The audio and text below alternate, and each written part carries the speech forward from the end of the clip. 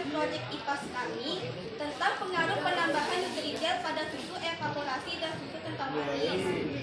Jadwal penyelesaiannya bukan informasi pada hari Senin tanggal 5 September 2022, melakukan eksperimen pada hari Kamis pada tanggal 8 September 2022, melakukan presentasi pada hari Kamis tanggal 15 September 2022. Baiklah, selanjutnya penyampaian materi yang akan dibacakan oleh Hengki Setiawan dan Kaladini Olivia. Kepadanya dipersilakan. Bab 1. Pendahuluan. Yang berisi 1. Latar belakang masalah. SKM evaluasi termasuk campuran mundur dulu. dikarenakan tidak boleh disaring. Tunggu. Ditambahkan nutrijel, maka Terus? akan menjadi campuran substansi.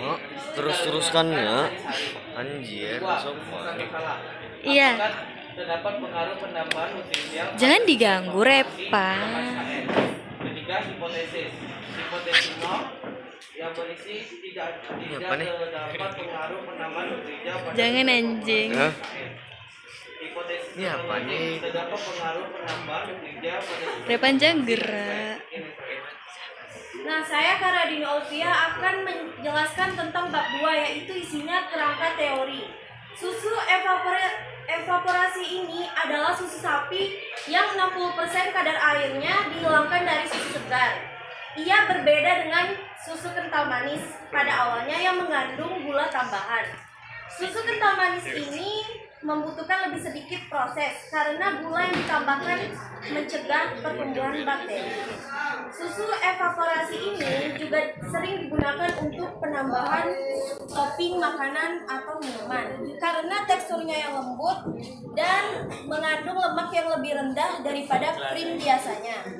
Nah, pasti kalian beranggapan nutrijel itu hanya sekedar jelly kan?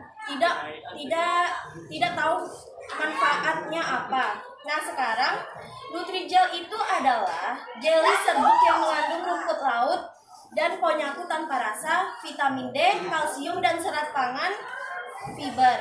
Nutrijel ini terbuat dari bahan alami, bubuk konyaku dan keragenan.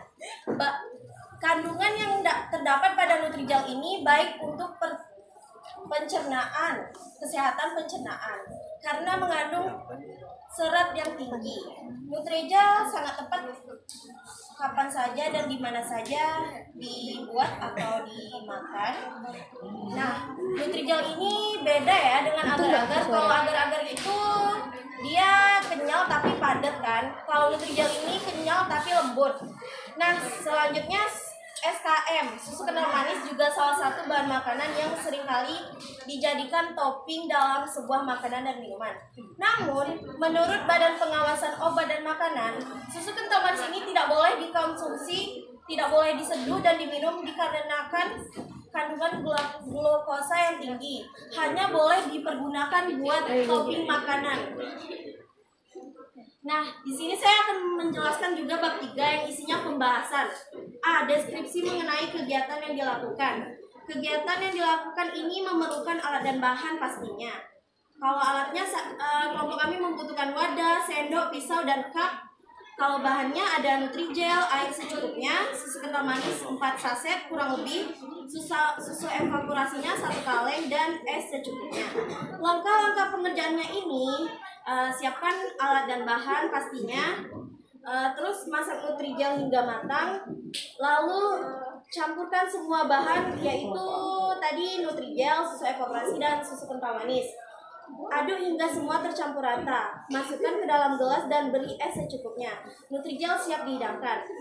Nah, yang ini suasana di lapangan. Suasana di lapangan sangat kondusif, tetapi terdapat banyak kendala seperti sedikit pengap dan sedikit lembut. Kendala yang kelompok kami hadapi adalah cuman cuaca yang sangat panas. Keterkaitan antara konsep dengan teknologi yang digunakan, kami tidak menggunakan konsep dan teknologi. Bab 4 penutupan. A. Kesimpulan, terdapat pengaruh penambahan nutrijel pada susu evaporasi dan SKM. B. Saran, nutrijel yang dibuat kurang manis, mungkin bisa ditambahkan gula atau susu kental manis supaya terdapat manis di nutrijel. Sekian dari saya. Dan itulah Peri. Baiklah, selanjutnya adalah sesi tanya jawab. Apakah ada yang ingin dipertanyakan? Kepadanya dipersilahkan. Sabar ya, sabar. Sabar. Aku mau bertanya.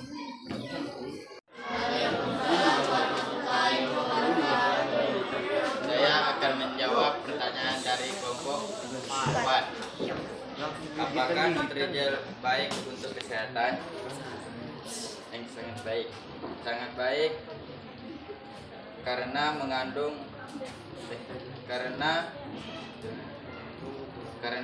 mengandung rumput laut dan konyakut tanpa rasa, vitamin D, kalsium dan serat pangan fiber.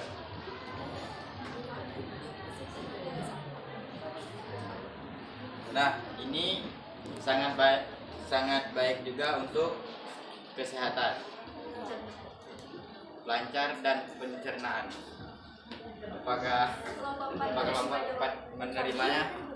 Menerima.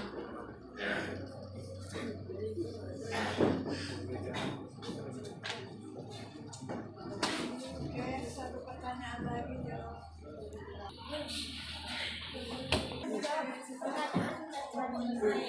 Apa bedanya penggunaan susu evaporasi dengan susu kental manis?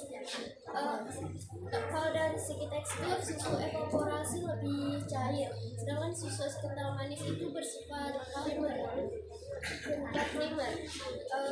Kalau dari segi penggunaannya sama aja, karena kalau dicampurkan keduanya tetap menjadi campuran suspensi. Sekian dari saya. Apakah kelompok 5 menerima jawaban kami? Iya.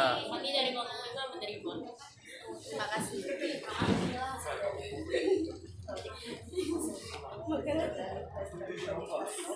Inilah hasil proyek kipas kami. Saya sebagai moderator meminta maaf atas kekurangan. Assalamualaikum warahmatullahi